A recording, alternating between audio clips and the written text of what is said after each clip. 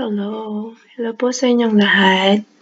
So today we will learn different skill that very easy to follow. So we will learn how to make a certificate.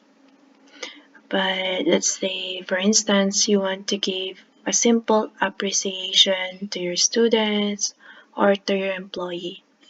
So you can create a certificate. Okay? So, ngayon po, kung gusto nyo pong akong sundan habang nanonood kayo, and then pina-follow din nyo po ako so you can easy to learn. Okay? So, today we will use again the software called Canva. Okay? So, Canva is very easy to use. It's a graphic design software that offer many free templates. Nag-offer din naman po sila ng mga may bayad, pero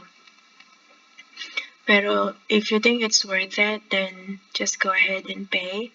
Pero if you're not willing, then just use the free template, okay? Just take advantage habang free pa. We don't know in the future, baka lahat is may bayad na.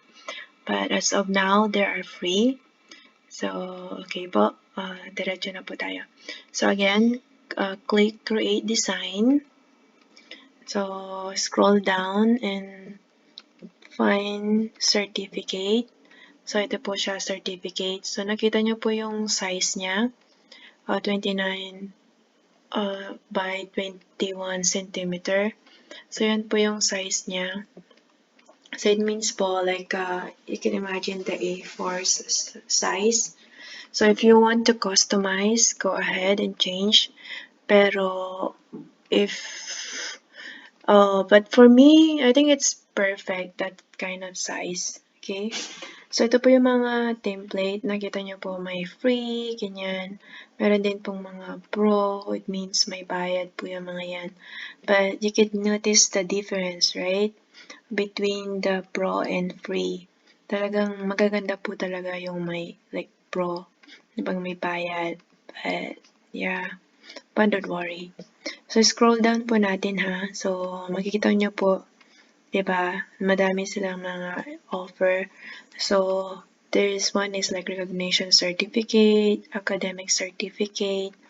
But again, it's not necessary na like sinabing academic certificate, you can only use for academic. No. So, just keep scrolling down until you find your style. So right now I cannot see anything. So there's also FANI certificate. There's also internship certificate. So yan mga madami po silang mga free. So kung may nakita na po ba kayong nagustuhan nyo? So kung wala pa, keep scrolling down. So what about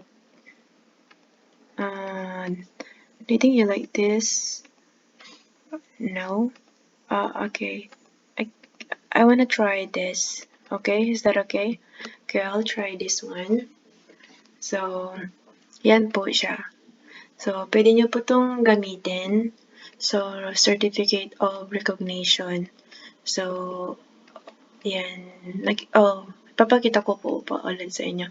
Diba kung if you keep moving your arrow, diba makikita nyo may mga highlights na ganyan. So, it means, yun po yung mga pwede nyo palitan. So, let's say ito, of course, the name, you need to change the name, diba? Let's say you have 10 students, just change the name.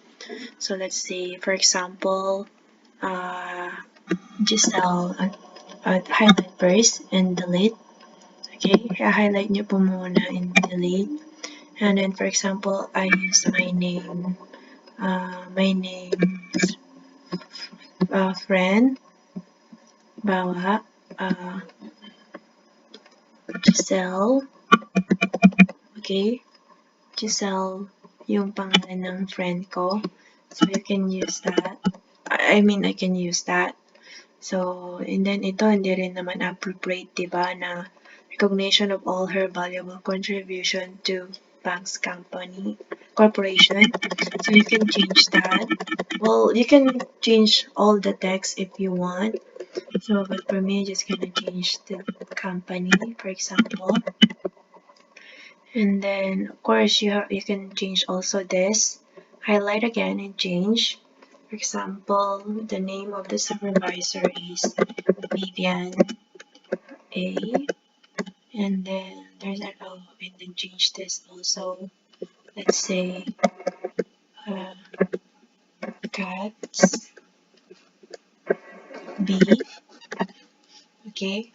So, depende rin po kung halimbawa hindi siya supervisor. For example, she is CEO. You can change to CEO. And then you can change to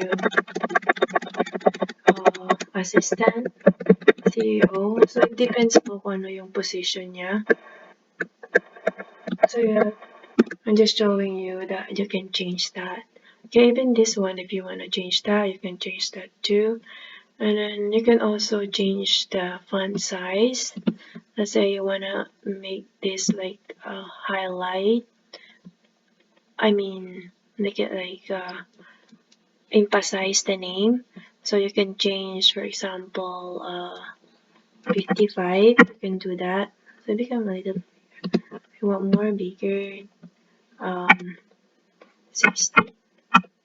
Okay. So ganyan lang po siya. So, depends sa inyo kung gusto. And then, itong blank na to is,